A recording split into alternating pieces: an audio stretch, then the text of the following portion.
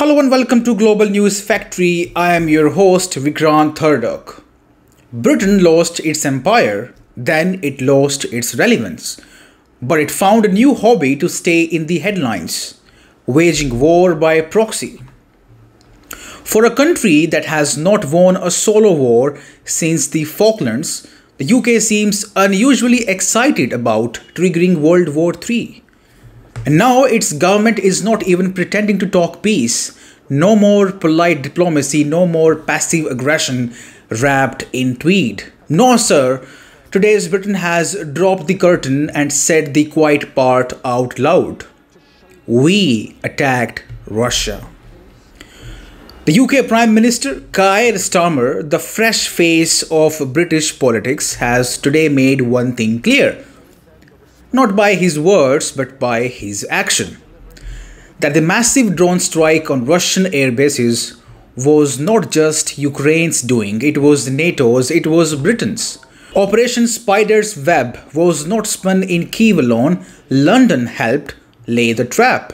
First, we are moving to warfighting readiness.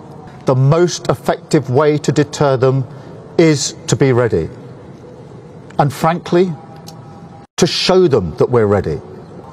We'll build a fighting force that is more integrated, more ready, more lethal than ever, backed by a stronger strategic reserve, fully trained and ready to mobilise at any time.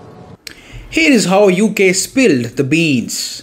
A conveniently timed announcement.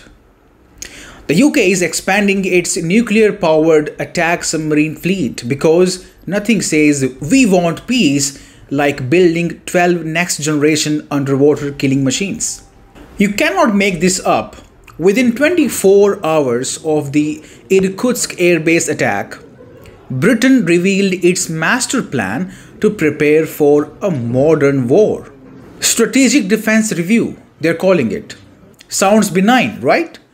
But inside it is a blueprint for war fighting on steroids.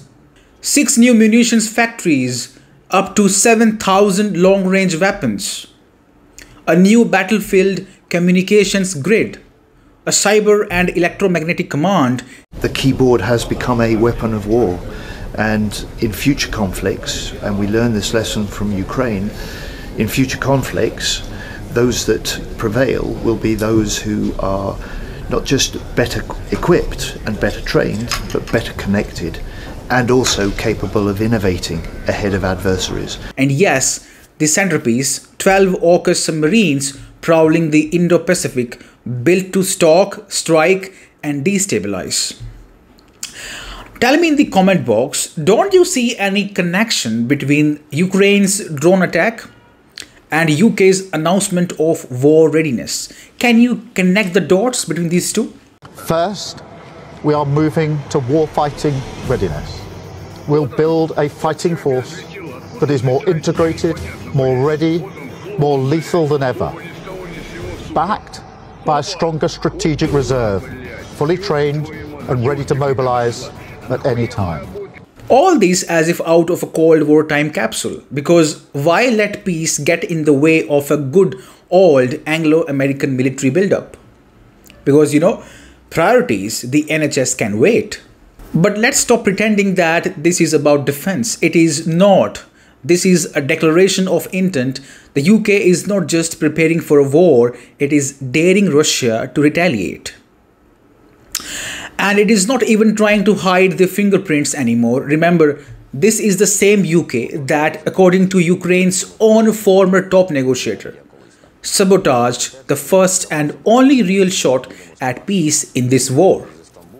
Yes, David Arakamian, not RT, not Sputnik, not Kremlin trolls, but Ukraine's own senior negotiator confirmed that Russia was willing to end the war if Ukraine agreed to neutrality. And Kyiv was considering it. Until, surprise, surprise, Boris Johnson flew in on April 9th, 3 years back and said, do not sign anything, just fight. Вони готові були закінчити війну, якщо ми візьмемо, як Фінляндія колись там, нейтралітет і дамо зобов'язання, що ми не будемо вступати до НАТО. Коли ми повернулися зі Стамбулу, приїхав Борис Джонсон до Києва і сказав, що ми взагалі не будемо з ними нічого підписувати і давайте будемо просто воювати.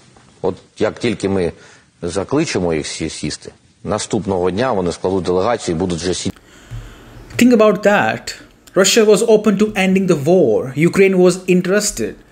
And the UK said, no, because if there is no war, there is no NATO expansion, no weapon sales, no arms fairs in London, no headlines for Britain's fading warlords.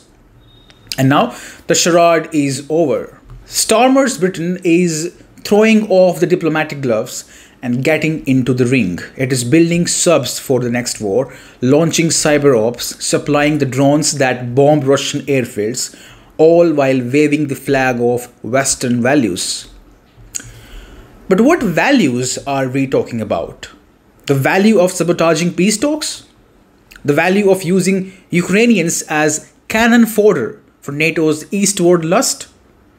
The value of provoking a nuclear superpower and then blaming it when it responds?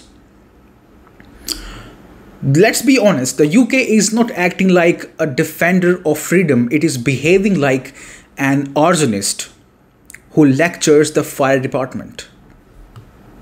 And now the consequences are knocking. Russia is not going to take this lying down. Moscow's response is coming, and when it does, the same politicians who fan the flames will play the victim again. So let's not forget the timeline. Ukraine attacked major Russian airbases. The UK helped and then bragged about it. Then the UK unveiled a massive rearmament plan. All while the media says Putin is the one escalating. This is not coincidence, this is choreography, and the music is getting louder.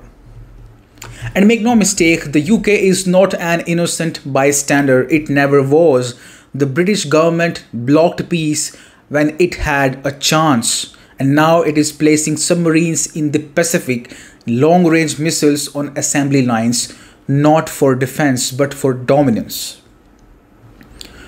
The empire may be gone, but the imperial mindset is alive and well, wearing a Starmer name tag.